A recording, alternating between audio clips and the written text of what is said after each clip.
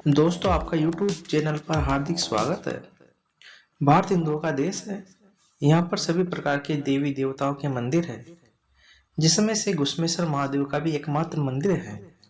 घुश्मेश्वर महादेव मंदिर राजस्थान के सवाईमाधोपुर जिले की तहसील चौथखा बरवाड़ा के सिवाड़ क्षेत्र में आता है, जो कि सवाईमाधोपुर रेलवे स्टेशन से मात्र 45 किलोमीटर की दूरी पर स्थित है और जयपुर से 100 किलोमीटर की दूरी पर स्थित है।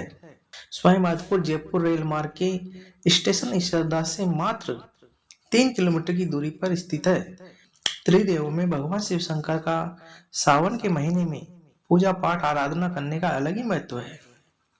भगवान शिव शंकर के भारत देश में कुल 12 ज्योतिर्लिंग है, जिन्हें द्वादश ज्योतिर्लिंग के नाम से भी जाना जाता है।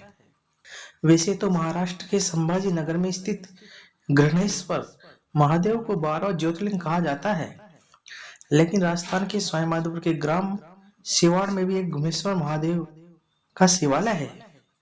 बताते हैं कि इस मंदिर का वर्णन शिव पुराण में किया गया है। शिव पुराण के कोटि रुद्र संहिता के 32वें श्लोक के अंतिम चरण में घुश्मेश्वर महादेव का स्थान शिवालय नामक स्थान बताया गया है। इसी शिवालय का नाम मध्यकाल में शिवाल और शिवाल से वर्तमान में शिवाड़ हो गया है और इसे 12 ज्योतिर्लिंगों में से अंतिम 12वां ज्योतिर्लिंग माना जाता है। दोस्तों, इसके पीछे महादेव की एक रोचक कथा है। भारत के दक्षिण दिशा में देवगिरी नामक का एक पर्वत है।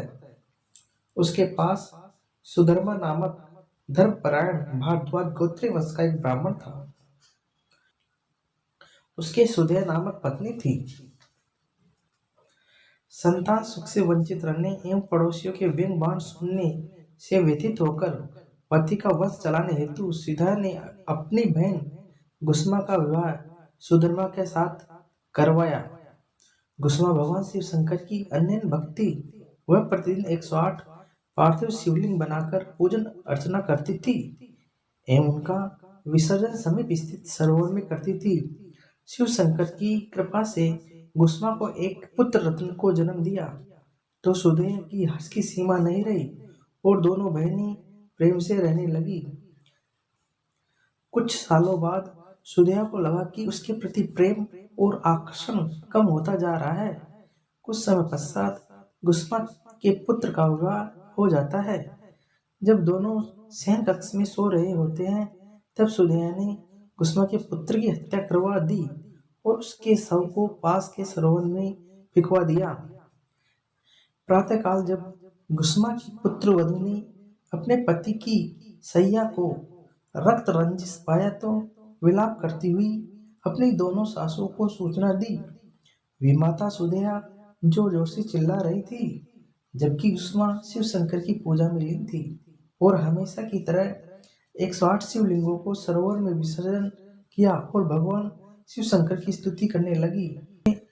तो पीछे से माँ की आवाज सुनाई दी तो उसके प्रिय पुत्र की थी, जिसे मृत मानकर पूरा परिवार विलाप कर रहा था। गुस्मा ने इसे शिव इच्छा की लीला मानकर भोलेनाथ को स्मरण किया। तब आकाशवाणी हुई कि हे गुस्मा, तेरी सौतन सुधेय दुष्टा है, उसने तुम्हारे पुत्र को मारा है, मैं अभी उसका विनाश कर देता हूँ। तब गुस्मा ने स्तुति की, आप मेरी बहन को मत मारो और उसकी बुद्धि निर्मल कर दो, क्योंकि आपके दर्शन मात्र से ही सभी पाप नष्ट हो जाते हैं। ऐसे वचन सुनकर शिव शंकर प्रकट हुए और प्रसन्न होकर भगवान ने वरदान दिया कि मैं आज से तुम्हारे ही नाम से घुश्मेश्वर रूप में इस स्थान पर वास करूंगा। और इसके बाद कुछ दिनों बाद मंदिर का निर्माण हो जाता है। मंदिरों के पुजारी के अनुसार घुश्मेश्वर ज्योतिर्लिंग प्राचीन काल से ही चमत्कारिक रहा है। यहाँ के रहने वाले पूर्वज एवं पंडित यहाँ के चमत्कार के बारे में बताते हैं कि जब महमूद गजनवी जब मथुरा से सोमनाथ की ओर जा रहा था तो घुश्मेश्वर मंदिर मार्ग में पड़ा, तो उसने यहाँ पर भी लूटपाट मचाने की चेष्टा की। तत्कालिक राजा चंद्रसेन को सूचना मिलते ही मंदिर की रक्षा के लिए सेना के साथ आ पहुंचा। तब भयंकर युद्ध हुआ, जिसमें राजा चंद्रसेन, उनका पुत्र इंद्रसेन और उसके सेनापति सभी वीरगति को प्राप्त हुए। गजनवी ने मंदिर तोड़ दिया और पास ही में एक मस्जिद बनवा दी। युद्ध के बाद महमूद गजनवी का सेनापति सालार मसूद खजाना लूटने की इच्छा से शिवलिंग के पास पहुंचा। तब भगवान शिव का रौद्र रूपी भयंकर प्रकाश दिखाई दिया। इससे वह भयभीत होकर वहां से भाग गया। शिववीर सिंह चौहान ने पुनः मंदिर का निर्माण करवाया। पूजा अर्चना के लिए पुष्कर से पंडितों को बुलाया गया।